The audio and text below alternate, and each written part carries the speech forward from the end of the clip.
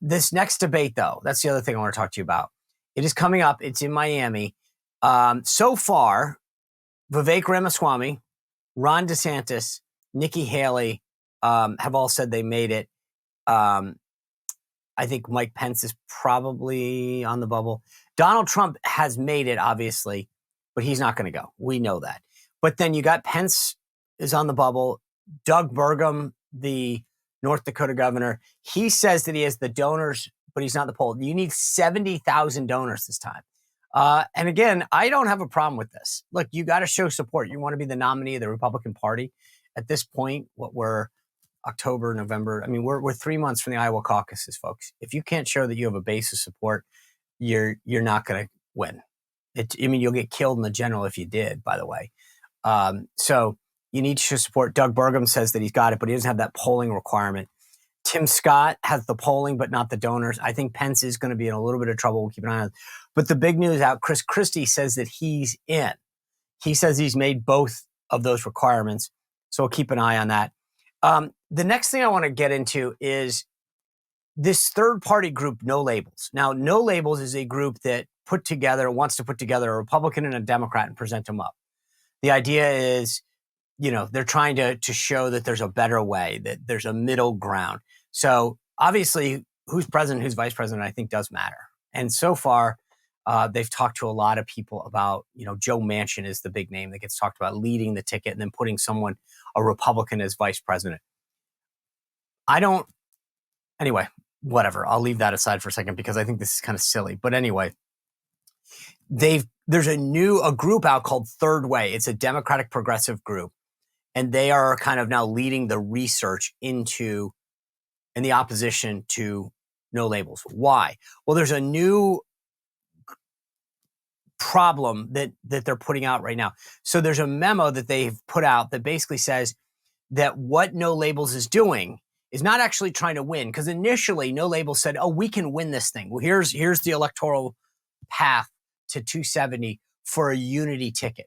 Well, now there's a offending slide that they're saying just shows that No Labels' best shot at influencing the general is by fielding a Republican at the top of the ticket, which is not what they had been saying for a while, and focusing their efforts on the 8 likely swing states that we've talked about. Arizona, Florida. They think Florida's not a swing state, folks. Georgia, Michigan, Nevada, North Carolina, Pennsylvania, Wisconsin. I think they're missing New Hampshire in that.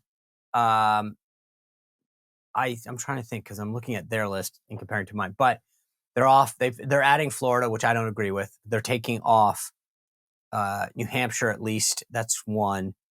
And they've got Michigan and Wisconsin. Okay. But according to this analysis now, they only think that Biden could win Pennsylvania of the swing states. And the new polling that's not theirs, but others, actually backs that up. So the folks at Third Way have basically been saying that this is a kamikaze mission. What do I mean by that? They think that what No Labels is trying to do is plot this whole strategy of trying to become a kingmaker. What does that mean? It means that they would go in and try to win a few of these states to get enough to send it to the House of Representatives. Because if no candidate gets 270, it goes to the House of Representatives. Then what happens? Well, the House then votes by delegation. So let's just keep this simple. Let's say a state has 3 electoral votes. Actually, Alaska has 3.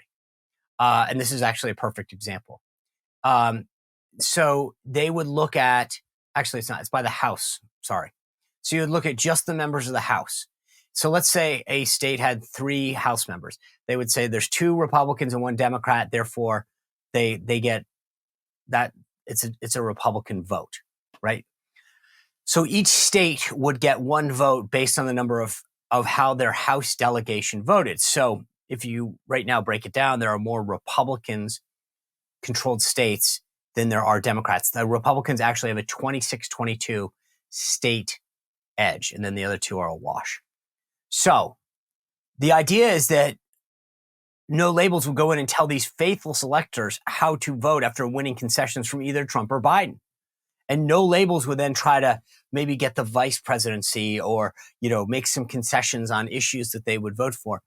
And basically what Third Way is arguing is that this is entirely a chaos strategy, that they would allow the House to do this. And this is what Third Way says. It says, in the wake of the big lie in the January 6th insurrection, the danger of a scheme designed to pressure faithless electors into voting as they've instructed by a straw group of elites is self-evident, right? They're basically saying, you guys are now trying to wreak havoc on the system. They're getting nervous. That's the bottom line. That's really what is the bottom line of this. They realize that this strategy, this group, No Labels, is a big concern to them. Now, I've said this before, just so we're clear. Third parties are the key to understanding the election. They were huge in 2016. They weren't as big in 2020. So how Cornel West does, how Robert F. Kennedy does, and how this No Labels group does is important. So I'm just telling you, keep an eye on this going forward. But the Democrats are clearly nervous. They're putting out opposition research against them. They're trying to block their access to the ballot. Anyway, I want to move on. Bob Menendez, that senator from New Jersey, he's back in federal court. He pleaded not guilty to a new charge that he was a foreign agent of Egypt while chairing the Senate Foreign Relations Committee.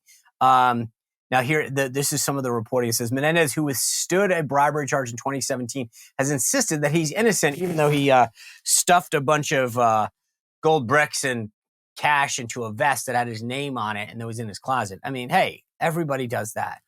Of course, he says that this is because he's Cuban, because that's what Cuban people do. You know, they stuff gold bricks and cash that they've taken from foreign agents. I'm kidding, but it's pretty unbelievable. And the Democrats, I think you've seen Fetterman and a couple of these other people who are in cycle who have to defend this, saying we don't like them. But Chuck Schumer and others have let it go because they get it. They need that vote. So there you go. Last, before we get in, we got a great discussion with Mark Halperin, I think, about 2024 and where we go. But I want to talk about this new check. We've talked to members of the House Oversight Committee and who are doing the impeachment inquiry about what else is needed. And I had a great conversation a while ago where they were like, hey, we don't need a smoking gun because that's not necessarily how bribery works. You don't always have to have something. You can just show a connection to a family member, et cetera. But House Republicans think that they scored the big one because they got this $200,000 check from James Biden, Joe's brother, that says loan repayment. Well, I think a lot of Republicans went out and said, there we go. We've got it now. Loan repayment, $200,000. Here's the one thing I will tell you, just so before we all get excited. And again, I'll let the investigation play out. That's what we should do. But Democrats are pointing out that in this trove of bank records that Republicans got through a subpoena, there is a check from Joe a year before to his brother James for $200,000 for a loan. So I'm just saying, I'm not there yet. I'm excited. I think that we've started to see some bank records and evidence. That's great. But the idea that you can show Joe paying his brother $200,000 and 6 weeks later he pays it back, there may be something nefarious there, but let's slow our roll down.